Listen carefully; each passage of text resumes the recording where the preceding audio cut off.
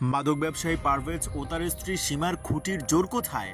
ঝিনাইদহে ইয়াবা, গাঁজা, ফেন্সিডিলের রমরমা ব্যবসা চালিয়ে যাচ্ছে প্রকাশ্যে, তবুও ধরাছোঁয়ার বাইরে এই মাদকের গডফাদার দম্পতি। বিস্তারিত থাকছে ডেস্ক রিপোর্টে। আমি যদি মনে করেন যে শেষ পর্যন্ত জাতি তার জীবনে ব্যবসা চলবে না, হাঁটতে শিখিনি, কিন্তু তুই আমার সাথে ব্যবসা করিস ফাঁসি দিলি, তোর মারা শুধু আগে আমি। মাদকের ভয়াল থাবায় ঝিনাইদহে যুব সমাজ ধ্বংসের পথে। প্রশাসনের চোখে ধুলো দিয়ে দিনের পর দিন ঝিনাইদহে মাদকের বড় জ্বালান নিয়ে আসছে পারভেজ ও তার দ্বিতীয় স্ত্রী সীমা। ঝিনাইদহ শহরের কোটপাড়ায় স্থানীয় বাসিন্দা আমিরুলের ভাগ্নে পরিচয়ে আমিরুলের বাড়িতেই বড় হয়েছে এই পারভেজ। দূরপাল্লার বাস পরিবহনের ড্রাইভার হিসেবে কাজ করলেও পারভেজের মূল পেশা ইয়াবা, গাঁজা ও পেন্সিডিল মাদকের ব্যবসা। আমি ঘরে তো উঠলাম বাবা, আমি পাঠাচ্ছি,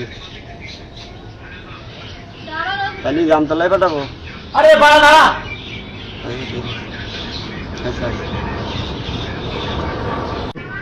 কিন্তু আমার কাছে এসে 10টা লোক 20টা লোক আমি টাকাও চাই না বড়।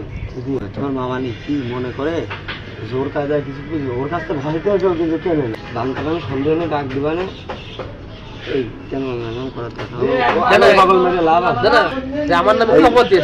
আমার সাথে যদি মামু তুমি একবার ফোন দিতে নাম্বারটা ম্যানেজ করে, তোমার বিষয় তুমি যদি ঠিক আছে না, আমি করছি আমার ভালো হইলো কুমিল্লা বন্ধুর সাথে থাকতে পারছো, মানে 2 বার 3 লাখ টাকা দিয়েছি, দিনের আছে 10 লাখ।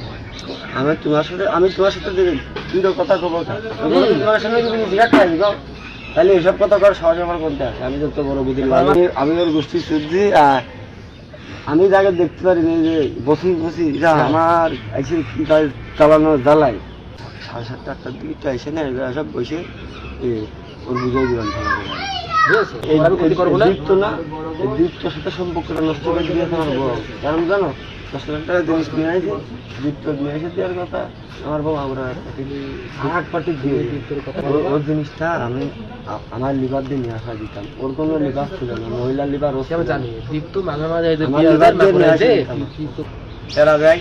তা আমি না থাকলেও ছেলেবেলের দেখে ওরে আমি ওটা দিয়ে মাসা দিয়ে আমার করতে যে আমার এলাকার লোক তো জানতো না, জানি ওটা খায়, এটাও জানতো না, এখন সবাই অনুসন্ধানে জানা যায় পারভেজ বর্তমানে এক মহিলা মাদকের গডফাদার সীমাকে বিয়ে করেছেন, যার স্থানীয় ঠিকানা বাগেরহাট জেলায়। পারভেজকে বিয়ে করে বর্তমানে এই সীমা ঝিনাইদহে গড়ে তুলেছেন মাদকের অভয়ারণ্য। ঝিনাইদহ কেন্দ্রীয় বাস টার্মিনাল এলাকায় পারভেজ ও তার দ্বিতীয় স্ত্রী মাদকের গডফাদার সীমাকে নিয়েই বসবাস করতেন, কিন্তু সাংবাদিকদের অনুসন্ধান চলাকালীন সময়ে বিষয়টি বুঝতে